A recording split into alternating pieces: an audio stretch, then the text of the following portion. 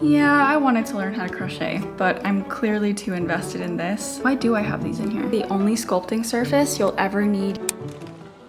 Hello friends, welcome back to my channel. I don't know about you, but recently I've been seeing so many what's in my bag videos. They're so cute and nostalgic. So I thought I'd put my own little spin on it as a clay artist and show you what's in my clay box. If you've been watching me for a long time, you might remember that I used to carry this thing around with me on campus back when I was in college. I guess because I was an art student, carrying a ton of supplies was very normal, so no one looked twice. But yeah, I would take this with me every day to school, and in between classes, I would sculpt all of my orders. And 4 years later, I'm still using this box. And I'm so excited to show you guys all of my polymer clay essentials and just share all of my favorite supplies and tips on sculpting on the go. I'm not gonna lie, traveling with all your polymer clay supplies is not for the meek. Like, I definitely feel like I gained a lot of muscle from doing this. But also at the same time, it's pretty manageable. Let's get to it. So for the box itself, I got it from Michaels. If you're not based in the US, Michaels is like one of the biggest craft retailers here. So if you are in the US, this should be super easy to find. It's the 14.5 quart storage bin, and this thing just ticks all my boxes. It's a latchmate with a handle on the lid, and it comes with this storage tray. So it's a really nice separation between what's in the main bin and the things that you want to reach for immediately. I went ahead and looked online just to see if they were still selling this, and they are, but this is how I know shrinkflation is happening. They sell the tray and the bin separately now. Like when I bought this 5 years ago, the storage bin came with the tray. This little storage tray here is like the most important part in my opinion, so yeah, definitely keep that in mind. I'm gonna flip this over so you guys can see. So here is what everything looks like. I did a deep clean a couple months ago, so that's why it's pretty organized, at least to me. This used to be such a mess, but let's start off with my polymer clay. So I hand mix a lot of my colors, and I like to keep them all on this little palette. This thing is like a really large acrylic stamping block that I got in a set. I'll link everything down below in my description. I keep all my polymer clay on a hard, thick plastic surface like this because a lot of people don't know this, but polymer clay contains plasticizers, which are chemicals that make plastic flexible and soft. So if you keep these on like saran wrap or a Ziploc bag, it will like melt the plastic. So you want to use certain types of plastic, thick pieces like this, or this tray, for example. But yeah, going back to my little clay palette, this just makes everything super accessible for me. My pre-mixed colors, but also down here,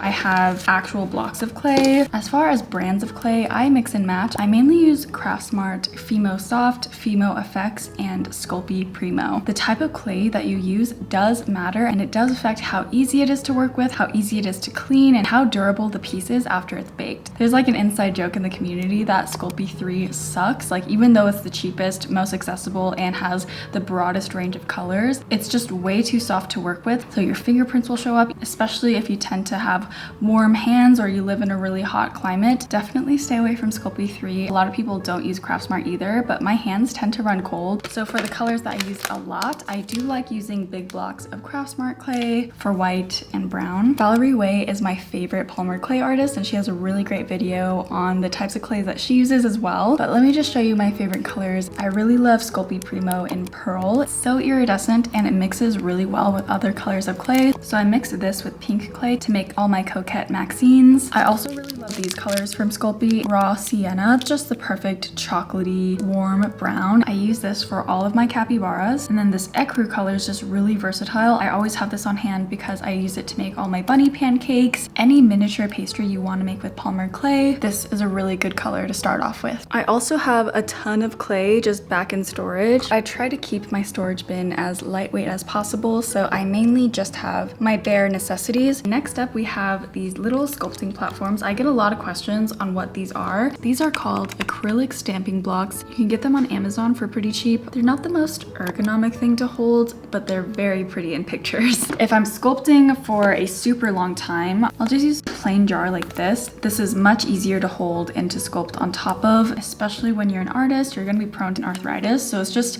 way better for your joints if you're holding something more like rotund. And I learned that from the crochet community, how they put like tennis balls on their crochet hook. Yeah, I wanted to learn how to crochet, but I'm clearly too invested in this. These are also really good to mix liquid clay on top of so that you can contain the mess to just like one of these blocks. Real quickly, this video is sponsored by Craftsy. Craftsy is your online resource for all things creative, from jewelry making, crocheting, cooking. Because you're watching my channel, you're probably interested in polymer clay, So I highly recommend this class by Christy Friesen. It's called Polymer Clay Jewelry, 10 Beads and Charms. This is such a good resource for anyone wanting to learn polymer clay basics, especially her section on tools and materials. I noticed that she uses a lot of the same things as me, such as the pasta roller machine and liquid clay, but she also uses materials that I've never even thought to use, like gold leaf, mica powder. She embellishes her clay with real crystals, and even though this is a beginner class, I'm learning so much. What really sets this class apart from other resources online is that she made a whole class materials PDF. I could imagine myself downloading the materials list and printing it out so that when I go to the craft store, I can just cross things off, just like back to school shopping. Needless to say, this is such a highly valuable resource, and Craftsy is always making new classes to keep you coming back and stay inspired. You can even connect with fellow makers and DIY lovers to share ideas, ask questions, and stay connected. On this channel, we believe in the power of art making for your soul and in the power of always learning. So as a member, you'll get access to Craftsy's live streaming tutorials as well, where their instructors will share their tips, answer questions, and engage with the Craftsy community in real time. If you're interested in joining, the first 1,000 people to click the link in my description will get a full year premium membership to Craftsy for only $1.49. Speaking of liquid clay, I keep 3 bottles of liquid clay in here. This one's translucent. The OG community will know this as TLS, Translucent Liquid Sculpey. Basically, for any food miniature, you're gonna see people use this a lot. Mine is basically empty, so I need to restock on this. And then this is liquid Sculpey, but white. So it's opaque, not transparent. And I used this so much back in the day, back when I was making a ton of frog cakes. If you mix this with actual polymer clay, it makes a really good frosting-like consistency that's super realistic and honestly just really fun to use. You can also use either of these as like a bonding agent, like to glue pieces of clay together. And then this is actually not liquid clay, but it's clay softener.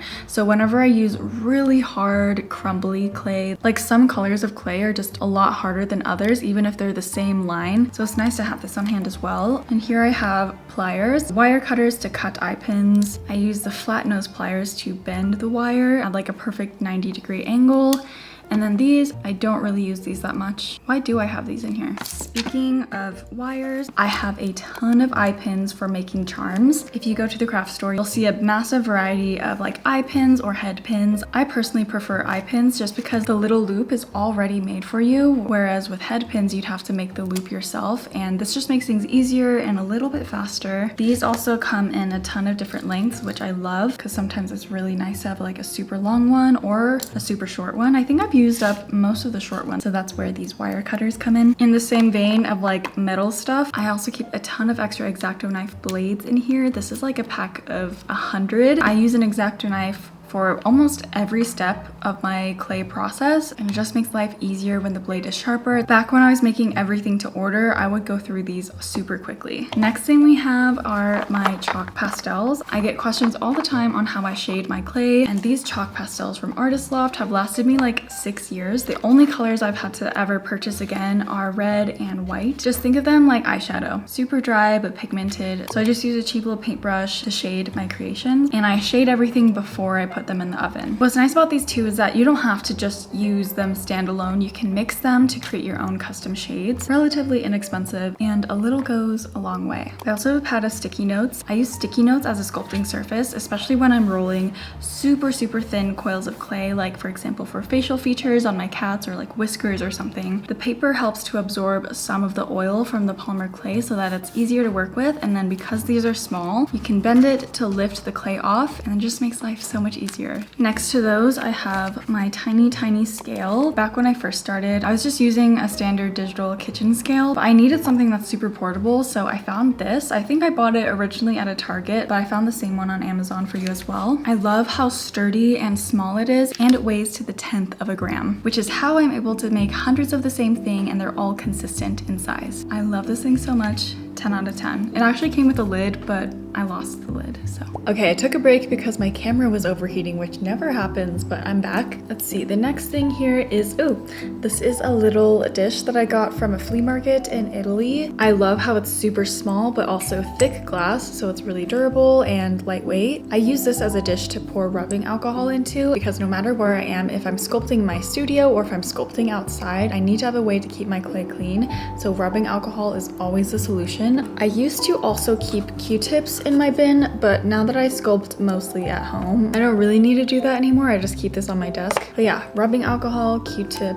swipe at the clay, and it melts away all the dust and hair that may happen upon your clay. In the same vein, I also used to keep paper towels down here because my hands would be so dirty from campus. I used paper towel and some rubbing alcohol on it to clean my hands, and I still do that to this day. I still clean my hands with rubbing alcohol and paper towel just to get all the lint off of my hands. I use paper towel because it doesn't leave behind any fibers compared to like a rag or tissue paper. Like those leave behind so many fibers, which is not good for polymer clay. And yeah, this is the rubbing alcohol that I use. I usually buy huge bottles in bulk from Costco, and then I just pour them into this small bottle that I got years ago. I like how this one is like a little squeeze bottle. It's not a twist top, so if I'm pouring something, it's super mess free. Next up, we have all of my little cookie cutters and molds and doodads for sculpting. I used to make my own molds with like a silicone mold making kit. So it's like an A and B part that you mix together, and you just roll the silicone on top of anything that you want to make a mold of. So I sculpted my own little sakura flowers and my own little star, and these are the molds that I used to make all the side charms for my wizard radish keychain and my sakura radish keychains. Molds are super fun because you can repurpose them for anything. So if I'm making anything with a flower, it's mostly with this mold, whether it's a sakura flower or a daisy. And I just find stars to be really cumbersome to sculpt by hand, so having a mold of this was so amazing. I also have little bottle caps in here. These are a really good base for sculpting little pies. I think around 2 years ago, I also started experimenting with actual frosting tips. I actually have to use like a chopstick to extrude the clay out, but these frosting tips are also really good for making little cakes and such. And then this year, I started collecting a ton of little cookie cutters. I don't necessarily use all of them. I'd say I only use like these ones. I use these for little cookies. I found this little bunny one, so I use these for all of my bunny pancakes. And then these ones I just got recently. I'm thinking these might be good for desk figurines, but yeah, it's just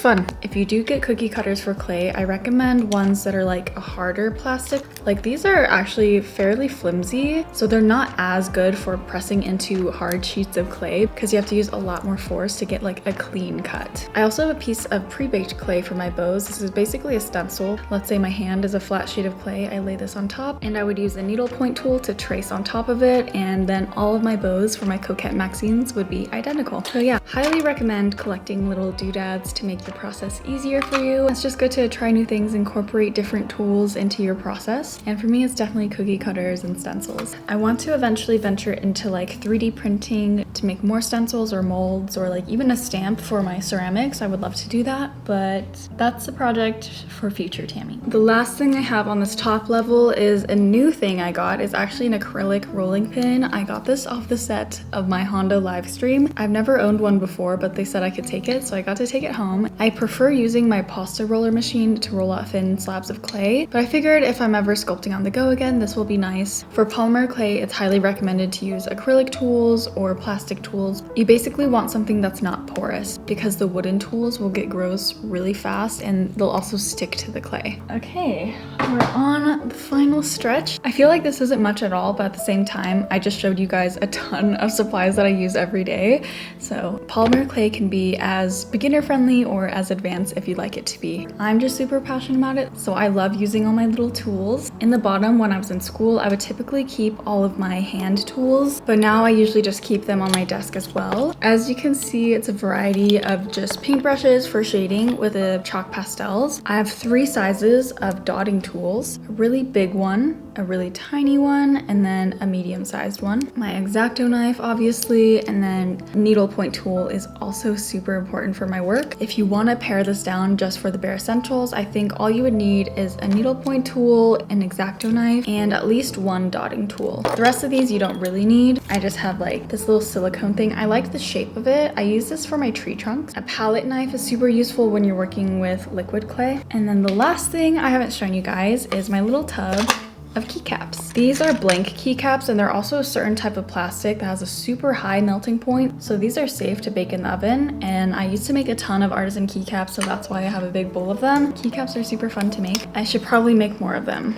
But the very last thing I want to show you guys is that I used to carry around sheets of cardstock, like thick paper. This is actually the only sculpting surface you'll ever need. You don't need a fancy glass slate like I use. Whenever I was sculpting on campus or sculpting at a friend's house, my boyfriend's house, I just used paper. A clean sheet of paper is one of the best things that you can sculpt on because the clay won't stick to it. You can essentially brush off any dust or dirt on the paper, and it's super portable and lightweight. That is a wrap on everything that's in my clay box. Polymer clay is such a fun craft, and although it does require a little more care and attention, it doesn't require that much space. I hope you liked this video. I hope you found it educational or enjoyable at the least, and I'll see you guys very, very soon.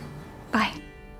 Rusty red on her shoulder, I was cleaning her shoe when it clicked on the trot over in the bright morning dew. We brushed and we braided dandy.